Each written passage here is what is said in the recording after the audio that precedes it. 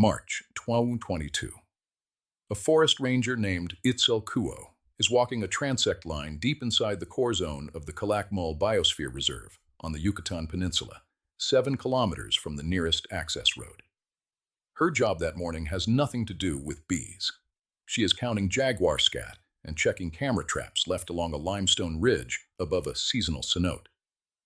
At 10:40 a.m., she stops beside a hollow chicozapote tree, a species the ancient Maya called ya, prized for centuries as a natural hive cavity, and notices movement at a narrow crack in the bark. She photographs it out of habit, the way field biologists photograph anything unusual, and moves on. The image sits untouched on a memory card for 11 days. When a colleague finally reviews it, what he sees does not match anything on the reserve's official species list. Dozens of small, dark, stingless bees moving in and out of a wild cavity nest in a location no managed colony has ever been placed.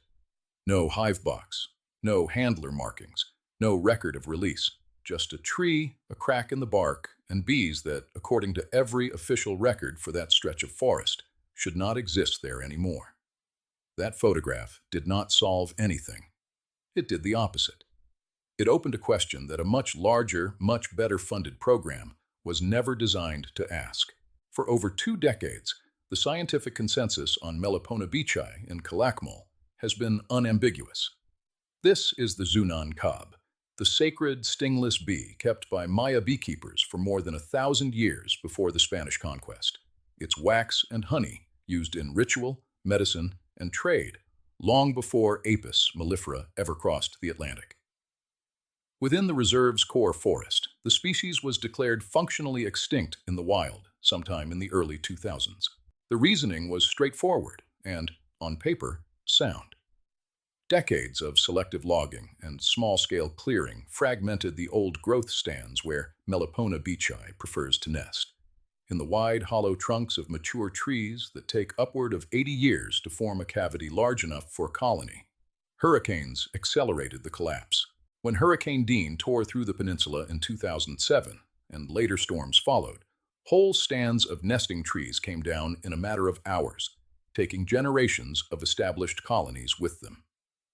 Layered on top of that came competition and hybridization pressure from Africanized Apis mellifera, which spread through the region beginning in the 1980s and outcompeted native meliponines for floral resources in disturbed habitat. By the time regional surveys were compiled in the early 2000s, wild Melipona beechi sightings inside the reserve's interior had dropped to 0 across multiple seasons of fieldwork. The species survived, officially, only in managed hives, wooden boxes, and hollow log nests kept by Maya beekeeping families in villages along the reserve's buffer zone, a captive population sustained by human hands, cut off from the forest that once sustained it on its own. That was the record. That was the frame every subsequent study operated inside. And then, in 2019, an entirely unrelated program walked directly into the middle of it. The question was never really whether a fragmented, disturbed landscape could still hide something. Forests hide things by default. That is what canopy is for. The real question is narrower and harder to dismiss. Does the genetic and photographic evidence collected since 2019 describe contamination from a release program, or does it describe a wild lineage of Melipona beechi that never actually died out in Calakmul's interior? One that the official record wrote off, not because it was gone, but because nobody had the tools, the funding, or the access to look in the right hollow tree. To understand why that question can even be asked with a straight face, you have to understand what surveyed actually means inside a reserve the size of Calakmul. The protected area covers roughly 723,000 hectares, one of the largest tracts of contiguous tropical forest remaining in Mesoamerica. Part of a transboundary corridor that connects, without a hard break, into Guatemala's Maya Biosphere Reserve and Belize's forest reserves to the south and east. It is not a park with trails. Much of the core zone has no roads at all, and biologists who work there routinely describe entire blocks of forest, tens of thousands of hectares at a stretch, that have not been walked by a research team in a decade or more. Formal apiological surveys, the kind designed specifically to locate molybdenum nests, are even rarer than general biodiversity transects, because finding a stingless bee colony inside an intact forest means finding one specific crack in one specific tree among hundreds of thousands of candidate trees, with no call, no track, no scat. Nothing but a thin column of bees moving in and out of bark at chest height or 40 meters up in the canopy. Karst geology compounds the blind spot. The Yucatan Peninsula sits on a limestone shelf riddled with cenotes, sinkholes, and underground drainage systems, and the microclimates around those formations, cooler, more humid, buffered from the extremes of the surrounding dry forest, are exactly the conditions that let old hollow trees persist longer, and that molybdenum colonies are known to favor when they exist. A 2016 habitat assessment conducted in the reserve's core zone, using LiDAR-assisted canopy mapping, identified more than 200 forest fragments larger than 50 hectares that had never been ground-truthed by any biological survey team. Many of them clustered precisely around cenote systems and karst depressions, too remote or too logistically difficult to reach on foot in a single field season. That is not a small gap. That is a scatter of refugia roughly the size of small countries, sitting untouched, at exactly the geological signature associated with the kind of old-growth cavity trees a relict Melipona beechai population would need to survive.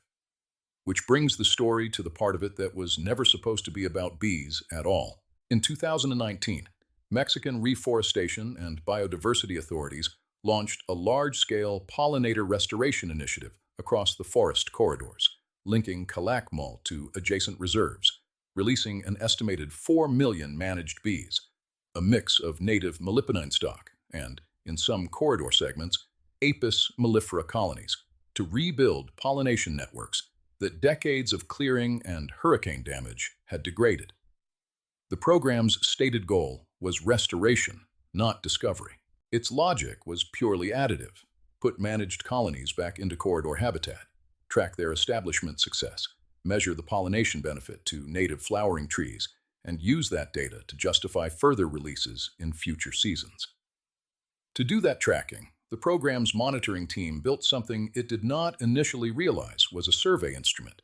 Every release site was tagged with a genetic baseline, a DNA reference library built from the specific managed lineages being introduced, so that field technicians could later distinguish, through hive swabbing and periodic sampling, which colonies were the program's own releases and which were pre-existing wild insects that had simply moved into the same forest patch. That baseline is the reason the anomaly was even detectable. Without it, unusual DNA in a forest sample would have looked like noise. With it, it looked like a mismatch. Sampling teams working roughly 18 months after the initial release began flagging colonies whose mitochondrial markers did not match any of the introduced lineages in the reference library. Not close variants, not drift within an expected range, but distinct haplotype signatures consistent with long isolated Melipona beechai populations, the kind of genetic signature that accumulates over many bee generations, without gene flow from managed apiaries. The first flagged sample came from a forest fragment more than 6 kilometers from the nearest release corridor, deep inside a block of core zone forest that matched the 2016 LiDAR study's list of never-surveyed refugia almost exactly. A technician working the regional laboratory that season, reviewing the sequencing output against the baseline library, is the one who first wrote the word unmanaged into a sample log instead of a release lineage code. That single annotation is what pulled the anomaly out of a spreadsheet and into a formal question. If you have followed the thread this far, the hollow tree, the mismatched DNA, the forest nobody had checked in a decade, you already understand why this case sits in a different category than most viral wildlife stories. This channel exists for exactly this kind of unresolved investigation, the ones science hasn't closed the file on. If that's the kind of mystery you want to keep following, subscribe now, because the deeper the evidence goes here, the less settled the official record starts to look. The lab anomaly did not stand alone for long. Once flagged, the sample triggered a secondary round of targeted sampling across a handful of fragments in the same forest block, and a pattern started to take shape that went beyond a single stray colony. Researchers working the follow-up rounds identified what they began informally calling Colony CK-114, a nest located inside a Chicozapote cavity within the same drainage system as Itzalkuo's photographed tree, close enough to raise the question of whether it was, in fact, the same colony documented in her image. Queen line mitochondrial haplotyping traced CK-114's lineage backward through what appeared to be at least 4 to 6 generations of unmanaged reproduction, consistent with slow, incremental colony budding across old-growth cavities strung along the cenote corridor, a dispersal pattern typical of Meliponene stepping stone colonization, where a founding swarm relocates only a few hundred meters at a time, but, compounded across a decade and a half with no intervening clearing to block the route, can plausibly walk a lineage several kilometers deep into forest that official surveys marked empty.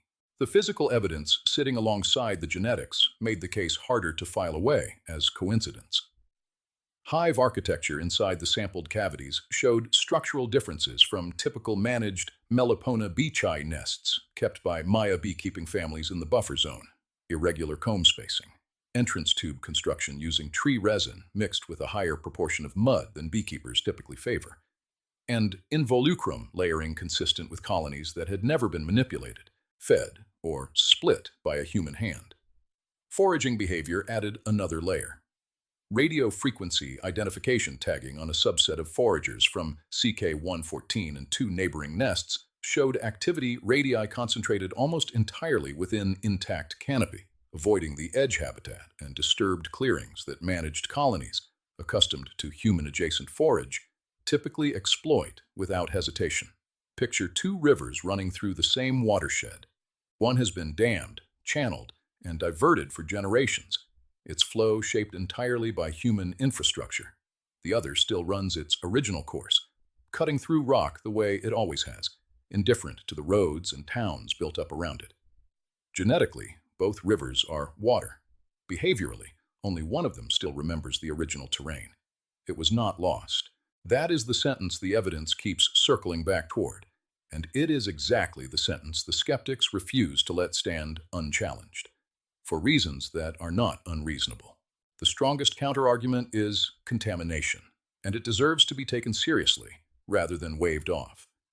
4 million managed bees moving through forest corridors over multiple release seasons creates enormous opportunity for genetic mixing, escape, and drift that can mimic the signature of a wild relic population without actually being one. A colony could abscond from a release apiary, relocate into an unmonitored cavity, and begin producing offspring whose mitochondrial markers drift from the baseline library simply due to incomplete initial documentation, imperfect reference sampling, or interbreeding with a genetically distinct but still fundamentally managed descended lineage.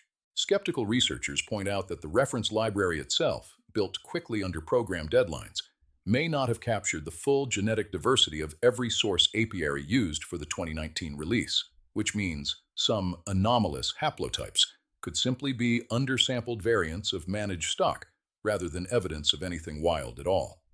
Classification bias compounds the uncertainty. A technician primed by a viral photograph and a flagged sample is more likely to interpret ambiguous data as confirmation of a wild population than a technician working blind. And confirmation bias is a documented, unglamorous, entirely mundane force in field genetics. There is also the matter of what 15 years of decomposition and disturbance actually leaves behind. Tropical humidity destroys physical evidence fast. Comb structures collapse, wax degrades, and any colony that failed at some point during that 15-year gap would leave nothing for a survey team to find, even if they had walked directly past the tree. Absence of documentation in a landscape this unforgiving to physical remains was never strong evidence of absence in the first place. Every one of those objections is legitimate. None of them closes the case. The sample size from the follow-up rounds remains small, a handful of flagged colonies out of an enormous, still largely unsampled forest interior. And small sample sizes cut in exactly the direction the skeptics want them to. But the objections also do not explain away the RFID foraging data, and they do not fully account for a multi-generation mitochondrial lineage pattern that would require an unusually specific and repeated sequence of escape and establishment events to produce by accident. What the evidence actually supports, honestly stated, is neither a confirmed rediscovery nor a debunked false alarm. It is not enough to confirm a surviving wild population, and not enough to dismiss one either. And that unresolved middle ground is itself the finding. What would it take to move past that middle ground? Researchers who take the anomaly seriously have proposed a targeted survey of the roughly 200 never-ground-truthed fragments identified in the 2016 LIDAR study, cross-referenced against the drainage system where CK114 was found, paired with a full resequencing of the original 2019 release baseline to close the reference library gap the skeptics correctly flagged. That survey has not been funded. The reserve is too large, the terrain too difficult, and the bees, unlike a jaguar or a tapir, leave almost nothing behind that a camera trap or a satellite collar would ever register. For now, the case sits exactly where Itzel Kuo's photograph left it in March of 2022, unresolved, undecided, and quietly persistent. Somewhere in that same drainage system, inside a hollow chicozapote tree that has stood for the better part of a century, a colony that may or may not be descended from anything a human being ever managed, continues doing what it has apparently been doing for at least a decade and a half, without anyone's knowledge. It builds comb in the dark. It forages the canopy at hours no survey team is scheduled to walk. It exists, or it doesn't, in the specific and maddening sense that matters most to a scientist. Not documented is not the same claim as not real. The forest around Calakmul has swallowed roads, villages, and entire hurricane seasons, and kept its interior secrets intact for longer than most of the researchers now studying it have been alive. A 4 million bee restoration program went in with cameras, GPS units, and a genetic reference library, meaning only to put pollinators back into a damaged landscape. What it may have found instead, buried in a routine sampling run and a ranger's offhand photograph, is a colony that never needed to be put back at all, because some small, undocumented part of the Zunan Cob, against every official record filed on it, may never have actually left.